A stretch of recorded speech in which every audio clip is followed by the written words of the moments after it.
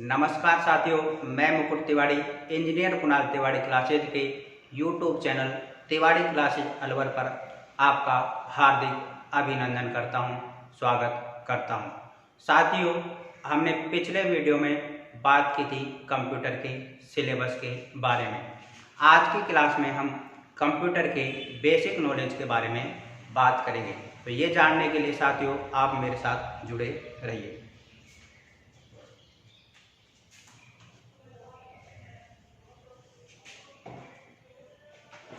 साथियों, हम पढ़ रहे हैं कंप्यूटर।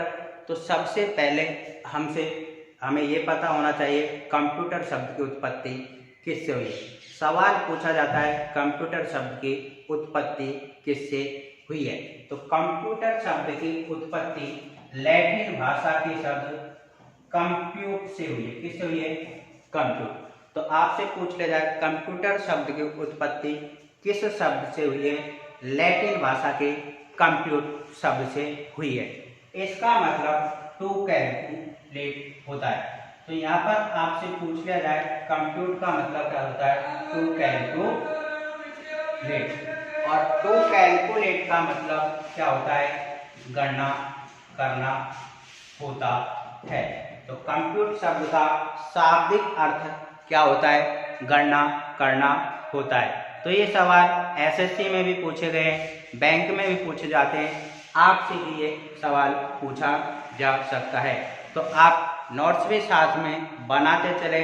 और पहला पॉइंट डाले कंप्यूटर शब्द की उत्पत्ति कंप्यूट शब्द से हुई है, जिसका मतलब टू कैलकुलेट होता है और इसका मतलब क्या होता है? गणना करना होता है। अब साथियों हम बात करें कंप्यूटर क्या है।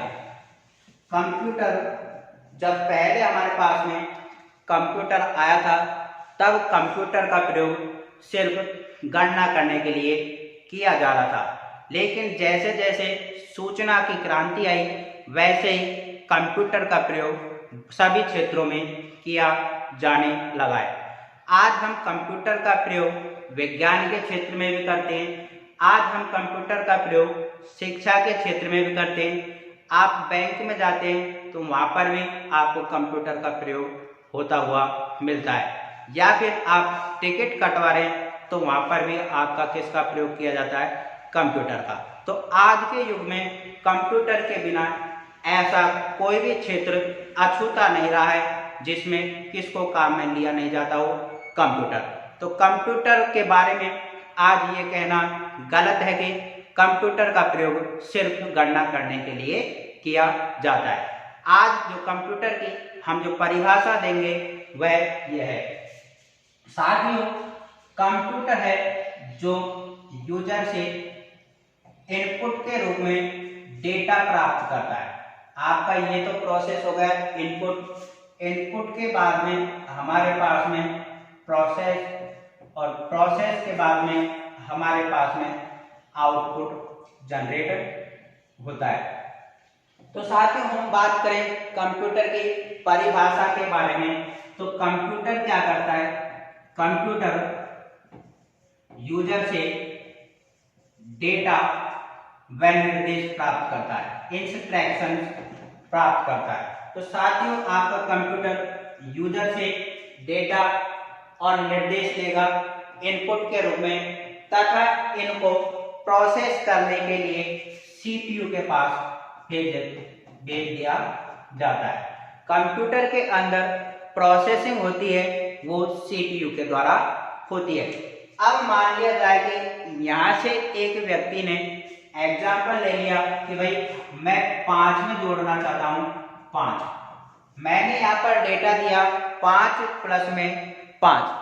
तो ये जो 5 दिया, एक बार मैंने 5 लिखा, उसके बाद में मैंने इंस्ट्रक्शन दे दिया कि भाई मुझे 5 में क्या करना है? 5 को जोड़ना है। तो यहाँ से यूजर से इसने डेटा लिया। ये कैसा डेटा है? ये अव्यवस्थित है। 5 आपने एक बार दिया, उसके बाद में इनपुट डिवाइस के माध्यम से आपने प्लस किया, निर्देश दिया भाई मुझे तो इसमें कितना जोड़ना है? 5। तो ये डेटा क्या कहलाता है? अव्यवस्थित आंकड़ों का समूह क्या कहलाता है? आपका डेटा कहलाता है। अब यहाँ से जो आपने डेटा और निर्देश दिए ये प्रोसेस होने के लिए किसके पास चले जाएंगे, सीपीयू के पास चले जाएंगे। तो सीपीयू में प्रोसेसिंग होने के बाद में हमारे पास में आउटपुट उत्पन्न होता है और इस आउटपुट को हम इनफॉर्मेशन कहते हैं। साथियों क्या कहते हैं इसको, इनफॉर्मेशन, या फिर इसको हिंदी में हम क्या कहते हैं, सूचना।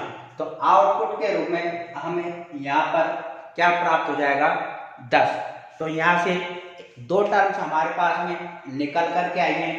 एक तो हमारे पास में निकल कर के आया है डेटा क्या होता है, दूसरी हमारे पास में जो टर्म निकाल करके आई है वो है इनफॉर्मेशन।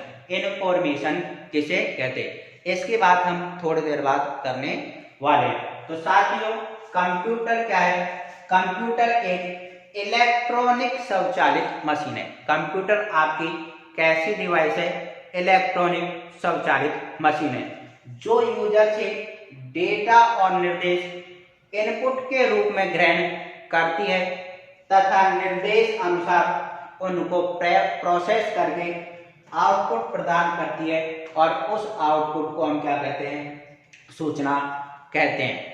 इसके बाद में साथियों हम बात करते हैं कंप्यूटर के पिता, कंप्यूटर के जनक किसे कहते हैं। कंप्यूटर के जनक किसे कहा जाता है, चार्ल्स बेबेज। तो पहला जो इम्पोर्टेंट बात है आपकी जनक, आपको याद रखना है कंप्यूटर का जनक किसे कहते हैं, हम चार्ल्स बेबेज को कहा जाता है। चार्ल्स बेबेज को कंप्यूटर का जनक कहा जाता है। चार्ल्स बेबेज ने हमारे पास में दो इंजनों का निर्माण किया था। एक तो इंजन था डिफरेंस इंजन। डिफरेंस इंजन का निर्माण इन्होंने 1822 में किया। आपसे पूछ लिया जाए भाप से चलने वाला विश्व का प्रथम इंजन किसे कहते हैं, डिफरेंस इंजन को कहते हैं। डिफरेंस इंजन का निर्माण किसने किया था, चार्ल्स बेबेज ने किया था। इसके बाद में साथियों चार्ल्स बेबेज ने एक और इंजन का निर्माण किया और उस इंजन का नाम था एनालिटिकल इंजन। और एनालिटिकल इंजन को इन्होंने 1833 में बनाया था। जो एनालिटिकल इंजन था ये क्या करता था, ये यूजर से डेटा प्राप्त करता था और यूजर के निर्देश अनुसार ही सूचना के रूप में आउटपुट प्रदान करता था। मतलब आज का जो कंप्यूटर है वो भी क्या करता है, यूजर से डेटा प्राप्त करता है तथा उसके निर्देश अनुसार ही क्या करता है, आउटपुट प्रदान करता है। और एनालिटिकल इंजन भी क्या कार्य करता था, ये भी यूजर से निर्देश प्राप्त करता था, डेटा प्राप्त करता था और उसके अनुसार ही कार्य को क्या करता था, संपन्न करता था। एनालिटिकल इंजन पर सबसे पहले प्रोग्राम रन कराने वाली मिला। तो यहाँ पर पूछ ले जाए भाई आपका जो एनालिटिकल इंजन है इस पर सर्वप्रथम जो प्रोग्राम रन करवाया था वो करवाया था एडा अगस्ता लेडी लवलेस। तो साथियों विश्व के प्रथम प्रोग्रामर किसे कहा जाता है, एडा अगस्ता लेडी लवलेस को कहा जाता है। कंप्यूटर का जनक चार्ल्स बेबेज को क्यों कहा जाता है, क्योंकि इन्होंने एक इंजन का निर्माण किया था 1833 में। ये इंजन यूजर से निर्देश प्राप्त करता था तथा उसके इच्छा अनुसार कार्य को संपन्न करता था। और आज का कंप्यूटर में हमारा क्या है, यूजर से डेटा व निर्देश प्राप्त करता है तथा उसके निर्देश अनुसार ही आउटपुट प्रदान करता है। इसलिए कंप्यूटर का जनक हम किसे कहते हैं, चार्ल्स बेबेज को कहते हैं। इसके बाद में साथियों हम बात करते हैं आधुनिक कंप्यूटर विज्ञान के जनक। कंप्यूटर के जनक तो किसे कहा जाता है, चार्ल्स बेबेज को कहा जाता है। दूसरी बात आपको याद रखनी है, आधुनिक कंप्यूटर विज्ञान, आधुनिक कंप्यूटर विज्ञान के जनक एलन ट्यूरिंग, एलन ट्यूरिंग को कहा जाता है।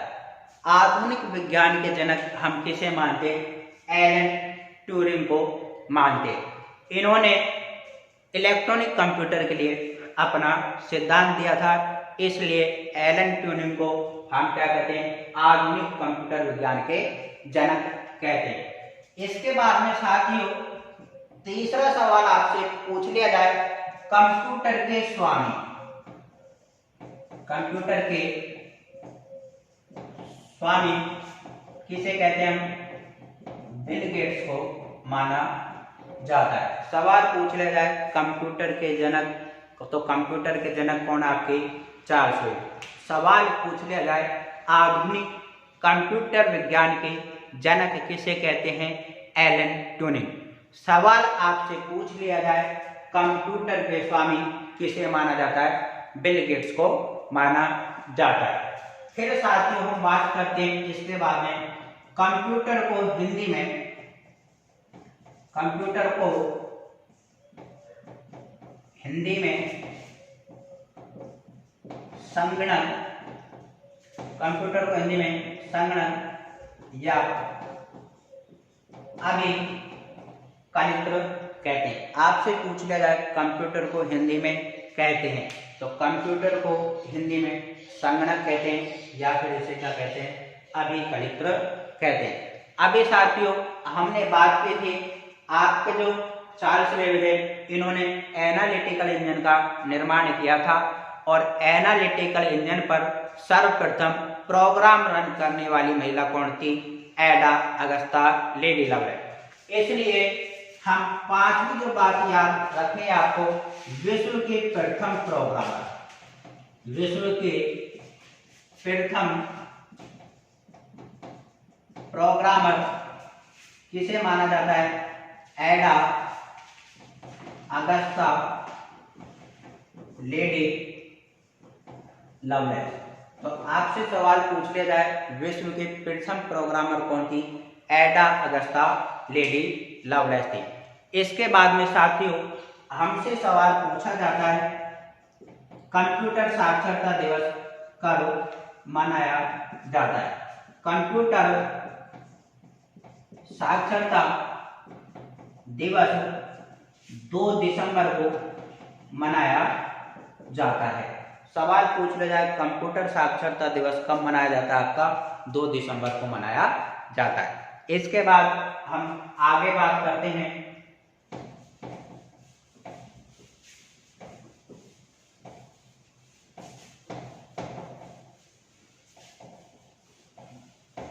नेक्स्ट पॉइंट डाल दीजिए आप 7, और सवाल पूछा जाता है भारत में निर्मित प्रथम कंप्यूटर का नाम क्या था? तो भारत में निर्मित प्रथम कंप्यूटर का नाम क्या था भाई? सिद्धार्थ था। सवाल पूछा जाता है भारत में निर्मित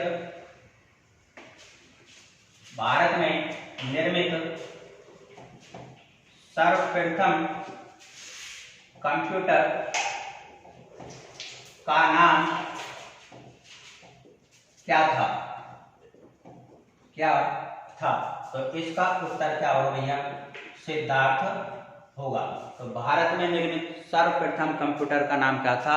सिद्धार्थ था। इसके बाद में साथियों हम बात करें 8वां जो इम्पोर्टेंट पॉइंट है, और भारत में निर्मित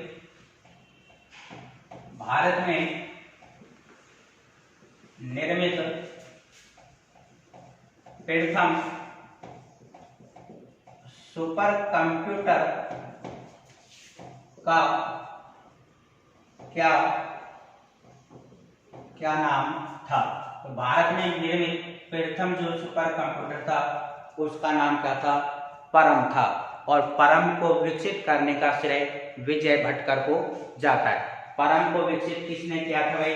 विजय भटकर। किसने किया भाई? विजय भटकर। और इन्होंने 1 जुलाई 1991 को इसको विकसित किया था। इसके बाद में साथियों हमसे फिर पूछा जाता है विश्व का प्रथम सुपर कंप्यूटर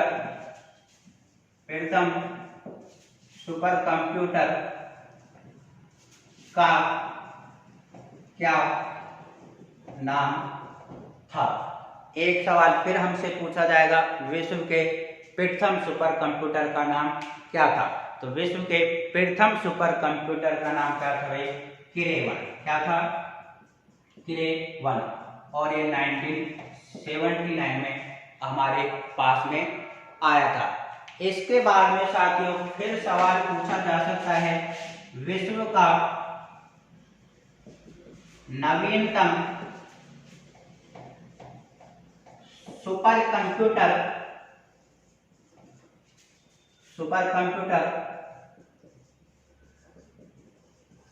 कौन सा है। सवाल पूछा जाए आपसे विश्व का नवीनतम सुपर कंप्यूटर कौन सा है। तो विश्व का सबसे नवीन कंप्यूटर सबमिट। कौन सा है? सबमिट। तो आपसे पूछा जा सकता है विश्व का जो नवीनतम सुपर कंप्यूटर है उसका नाम क्या है? समिट है। क्या है? समिट। या फिर आपसे नेक्स्ट सवाल पूछ लिया जाए विश्व का सबसे तेज सुपर कंप्यूटर कौन सा होगा। तो साथियों आपका जो विश्व का सबसे तेज सुपर कंप्यूटर है वह आने वाला है और उसका नाम क्या होगा? ऑरोरा होगा। तो विश्व का सबसे तेज सुपर कंप्यूटर कौन सा होगा? आपका ऑरोरा होगा। और साथियों आपसे पूछा जाए भारत का नवीनतम सुपर कंप्यूटर कौन सा है? आपका भारत का नवीनतम सुपर कंप्यूटर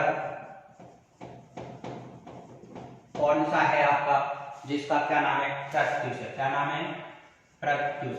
इसको 8 जनवरी 2018 को विकसित किया गया है। तो भारत का नवीनतम सुपर कंप्यूटर कौन सा है? आपका प्रत्यूष है। इसके बाद में बात करें हम नेक्स्ट पॉइंट विश्व का प्रथम विद्युत यांत्रिक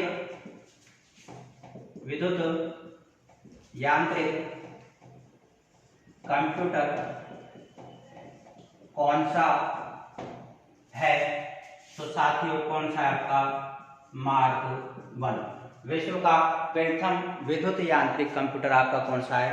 मार्क 1।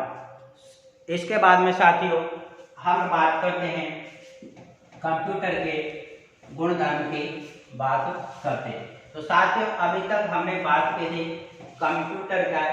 कंप्यूटर आपकी एक इलेक्ट्रॉनिक स्वचालित मशीन है जो यूजर से डेटा इनपुट के रूप में प्राप्त करती है तथा उसके निर्देश अनुसार क्या करती है? आउटपुट प्रदान करती है, जिसे हम क्या कहते हैं? कंप्यूटर कहते हैं। अब इसमें हमने एक चीज हमारे पास में ये डेटा और दूसरी चीज हमारे पास में क्या है? इंफॉर्मेशन। तो हम गुणधर्म पढ़ने से पहले बात कर लेते हैं डेटा क्या होता है, इंफॉर्मेशन आपकी क्या होती है। तो साथियों अब यहाँ पर आप नेक्स्ट लिख सकते हैं डेटा।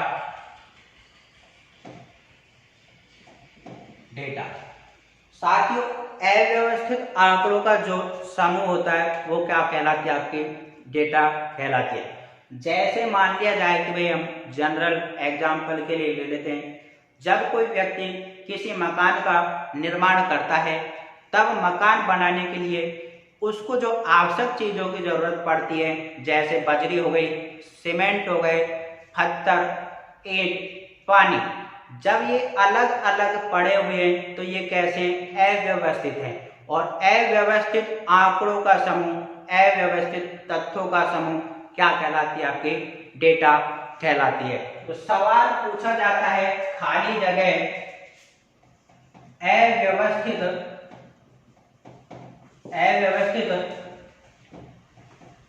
आंकड़ों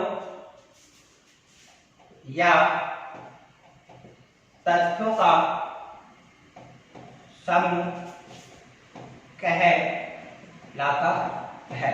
तो साथियों आपको खाली जगह दे दी जाएगी आगे, और अव्यवस्थित आंकड़ों या फिर तथ्यों का समूह क्या कहलाता है? आपकी डेटा कहलाती है। या फिर सवाल दे दिया जाए डेटा किसे कहते हैं? डेटा है, सवाल आ जाए डेटा है, अव्यवस्थित आंकड़ों का या फिर तथ्यों का समूह क्या होता है? आपका डेटा होता है। अब आपका डेटा हो सकता है, एक तो आपका डेटा हो सकता है न्यूमेरिक डेटा हो सकता है।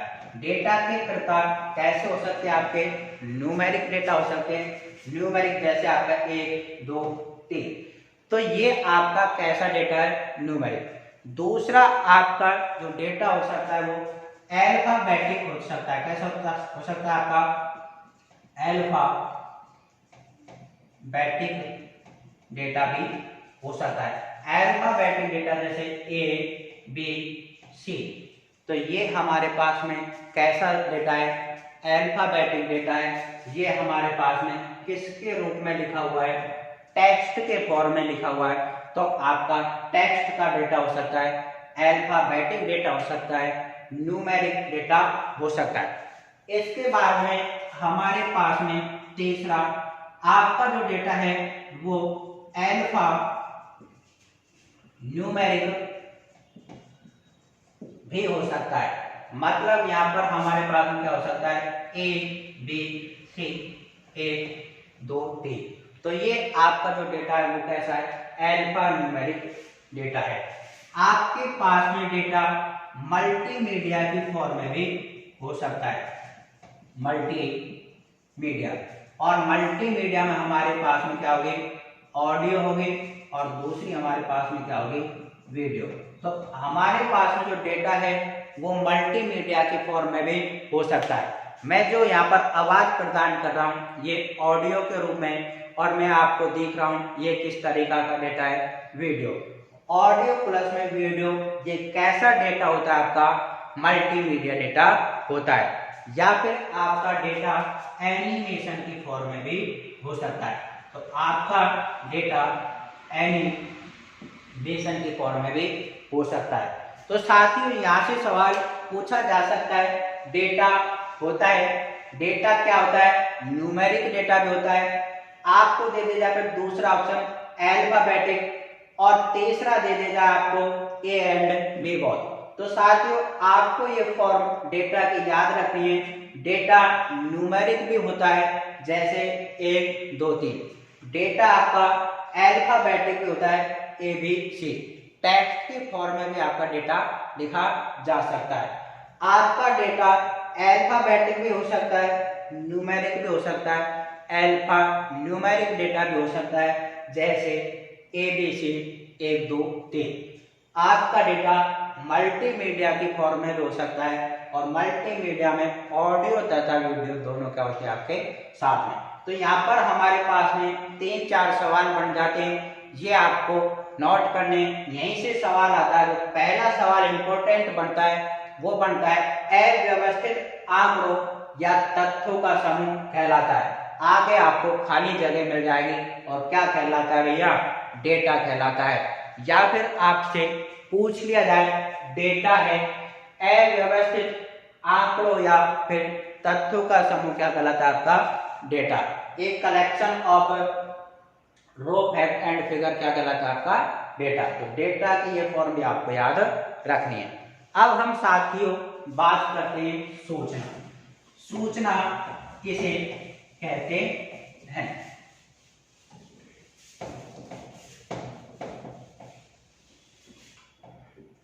यहां से भी हमारे पास में लगातार सवाल पूछा जाता है।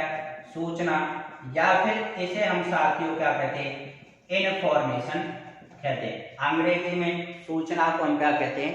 इनफॉर्मेशन कहते हैं। तो साथियों हमने डेटा में जैसे एग्जाम्पल लिया था कि भाई डेटा क्या होता है, कोई व्यक्ति मकान बना रहा है तो सीमेंट ले आया, बजरी लेके आ गया, रोड़ी, पत्थर, पानी, जब ये अलग अलग पड़े हुए तब तो ये क्या कहलाता है, डेटा।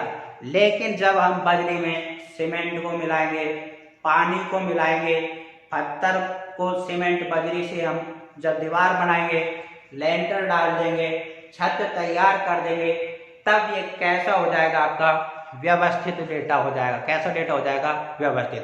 तो डेटा, प्रोसेस्ड डेटा क्या कहलाता है, आपका सूचना कहलाती है।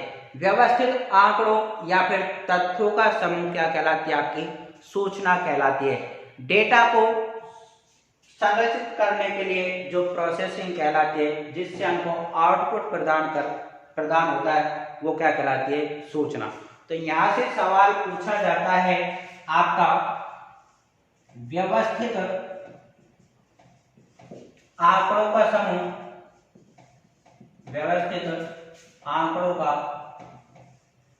समूह कहलाता है। तो व्यवस्थित आंकड़ों का समूह क्या कहलाता है भैया, सूचना कहलाती है। व्यवस्थित आंकड़ों का समूह क्या कहलाती है, आपकी सूचना कहलाती है। इसके बाद में साथियों हम बात करते हैं कंप्यूटर के गुण धर्म की। तो नेक्स्ट हेडिंग आप डाल लीजिए, कंप्यूटर के गुण धर्म या फिर characteristics of computer, characteristics of computer. तो कंप्यूटर की जो कैरेक्टरिस्टिक्स होते हैं वो क्या होते हैं, एक तो इसकी जो इम्पोर्टेंट है वो स्पीड है। कंप्यूटर की स्पीड अति तीव्र होती है, ये मिलियन पर सेकंड में अपनी गणनाएं कर सकता है। तो ये कुछ ही समय में बहुत सारी क्रियाओं क्या कर सकता है, संपन्न। तो इसकी गति कैसी होती है, तेज गति होती है। कंप्यूटर की स्पीड मिलियन पर सेकंड में होती है, जबकि सुपर कंप्यूटर, कैसा कंप्यूटर, सुपर कंप्यूटर, इसकी जो गति होती है उसको किस में मापा जाता है, फ्लॉप्स में मापा जाता है। ये अपनी क्रियाएं, ये अपने जो क्रियाएं उसको किस में संपन्न करता है, फ्लॉप्स में करता है। इसके द्वारा जो भी गणनाएं की जाती है वो फ्लॉप्स के अंदर की जाती है। जो कंप्यूटर होते हैं साधारण कंप्यूटर, उसके अंदर जो स्पीड है मिलियन पर सेकंड। आप एक सेकंड में मिलियन इंस्ट्रक्शन को क्या कर सकते हैं, एग्जीक्यूट कर सकते हैं, मिलियन इंस्ट्रक्शन पर सेकंड। इसके बाद में साथियों इसकी जो दूसरी विशेषता होती है वो होती है स्वचालन की होती है। किसकी होती है, स्वचालन। दूसरी हम बात करेंगे इसमें स्वचालन, या फिर हम बात करेंगे इसमें ऑटोमेशन। तो स्वचालन का मतलब यह है, जब भी कोई व्यक्ति कोई भी कार्य कंप्यूटर के द्वारा संपन्न करवाना चाहता है तब वह कंप्यूटर को कमांड दे देता है, और कमांड देने के बाद में कंप्यूटर बिना हस्तक्षेप के उस क्रिया को संपन्न करता है, मतलब वो ऑटोमेटिक चलता जाता है। जब तक रिजल्ट हमारे पास में प्रदान नहीं हो जाएगा तब तक कंप्यूटर ऑटोमेटिक चलता रहता है। तो ये कैसी मशीन है, आपके स्वचालन मशीन है, ऑटोमेटिक चलती रहती है। इसके बाद में साथियों इसमें त्रुटि रहित, no error, no error. Computer के द्वारा साथियों कोई भी गलती नहीं होती है। गलती तो मनुष्य के द्वारा होती है, मनुष्य जो यहाँ पर गणना करवाना चाहता है वो कंप्यूटर आपको करके दे देता है। कंप्यूटर खुद से कोई गलतियां नहीं करता है, मानव के द्वारा क्या हो सकती है, आपकी गलतियां हो सकती हैं। उसके बाद में साथियों इसकी जो चौथी जो इम्पोर्टेंट गुणधर्म है वो है उच्च संग्रहण क्षमता। क्या है, उच्च संग्रहण क्षमता। तो साथियों कंप्यूटर के अंदर हम डेटा को स्टोर करते हैं और इसमें डेटा टेराबाइट में किया जा सकता है। आजकल मार्केट में हमको जो हार्ड डिस्क मिल जाती है वो टेराबाइट तक मिल जाती है। आप जब भी कंप्यूटर खरीदते हैं तब पूछते हैं कि भाई इसमें कितनी हार्ड डिस्क है, तो आप हार्ड डिस्क अपने हिसाब से भी डलवा सकते हैं। आजकल जो मार्केट में जो हार्ड डिस्क मिल रही है वो कहाँ तक मिल रही है, टेबी, और टेबी का मतलब क्या होता है, टेराबाइट होता है। क्या होता है भाई, टेराबाइट। तो इसका जो संग्रहण क्षमता होती है वो क्या होती है, उच्च होती है। कैसे होती है, उच्च। और पांचवा इसमें जो इंपॉर्टेंट है, सक्षमता, सक्षमता। साथियों, कंप्यूटर की सक्षमता बहुत होती है, ये बिना थकावट के कार्य करता रहता है। मानव तो 2-3 घंटे कार्य करने के बाद में क्या हो जाता है, थक जाता है, लेकिन कंप्यूटर बिना थकावट के कई दिनों तक, कई वीक तक, कई सप्ताह तक क्या कर सकता है, कार्य कर सकता है। इसकी कोई थकावट नहीं होती है। इसके बाद में साथियों हम बात करते हैं कंप्यूटर की खामियां। तो आपको ये पटवारी के सिलेबस में भी दे रखा है, ये हमारे पास में राजस्थान पुलिस में भी यूजफुल है। आप अगर DSSP का एग्जाम दे रहे हैं, KVS का अगर आप एग्जाम देते हैं, दिल्ली पुलिस का DP का अगर आप एग्जाम दे रहे हैं, NPS का अगर एग्जाम दे रहे हैं, तब भी हमारे पास में ये कंप्यूटर मोर देन सफिशिएंट रहेगा। तो साथियों इसके बारे में हम बात करते हैं कंप्यूटर की खामियां। तो साथियों कंप्यूटर की क्या खामी है, कंप्यूटर है जो आत्मरक्षा नहीं कर पाता है। तो ये आत्मरक्षा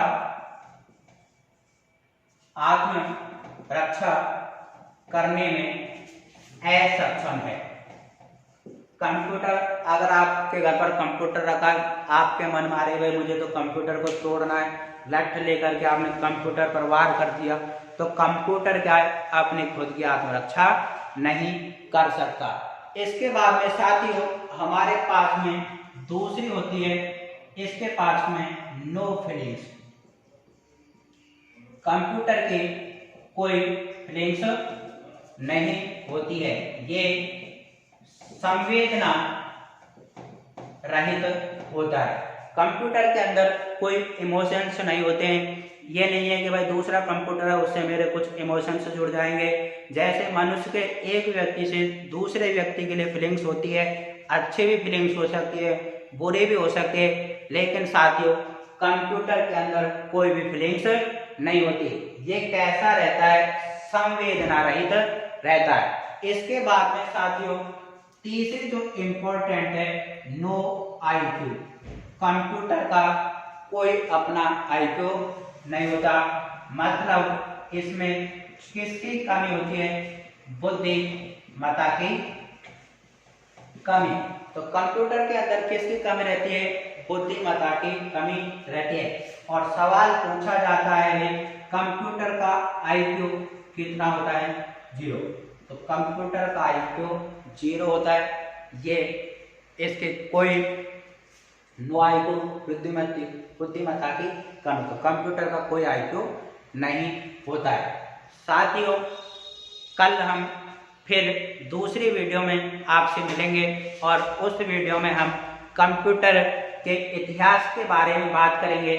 उसके अंदर हम बात करेंगे अबेकस के बारे में, बात करेंगे पासक्लाइन के बारे में, बात करेंगे। आज भी हमने डिफरेंस इंजन के बारे में बात की है, एनालिटिकल के बारे में बात की है, और भी हम वहाँ पर जैकार्ड लूप के बारे में बात करेंगे। ये वीडियो लंबी हो जाएगी, इसलिए साथियों ये वीडियो आज हम यहीं पर ख़त्म करते हैं। आपसे फिर नेक्स्ट वीडियो में मिलेंगे। अगर साथियों आपने हमारा चैनल सब्सक्राइब नहीं किया है तो सब्सक्राइब कर लीजिए, वीडियो को अधिक से अधिक शेयर करें तथा लाइक करें, जिससे और विद्यार्थी भी लाभान्वित हो सके। साथियों आप हमसे टेलीग्राम के माध्यम से भी जुड़ सकते हैं।